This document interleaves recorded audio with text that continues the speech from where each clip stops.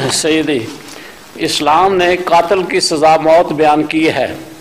इस मुल्क में बाज़ औक़ात ज़ालिम बच्चों को कत्ल कर देते हैं या पुलिस वालों को कत्ल कर देते हैं, उनको सज़ा दी जाती है, लेकिन बाद में किसी न किसी बुनियाद पर जल्द रहा भी हो जाते हैं। क्या इस मुल्क में भी ऐसे कातिलों को मौत की सज़ा मिलनी नहीं चाहिए?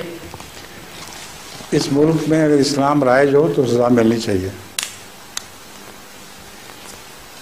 जिस मुल्क में भी इस्लाम राइज हो वहाँ मौत की सज़ा मिल सकती है, लेकिन लाजमी भी नहीं है।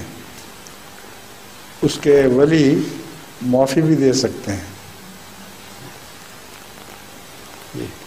मरने वाले के वली कोई हक है कि वो चाहे तो पीछे रहने वाले यतामा की खातिर कोई फिदिया कबूल कर ले और उसके नतीजे में उसकी जान बख्शी हो जाए।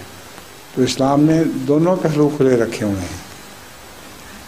ये मज़हब ऐसा है जिसमें हर इम्कान की गुंजाइश मौजूद है।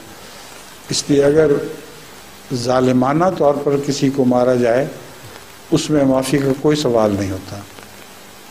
मसलन बेईमाना तौर पर कत्ल करना, बच्चों का कत्ल और बूढ़ों का कत्ल, ये सारी ऐसी चीज़ें हैं जिनमें काजी को इख्तियार है कि औलाद से पूछे बगैर या फैमिली वालों से पूछे बगैर उनको मौत की सज़ा दे दे।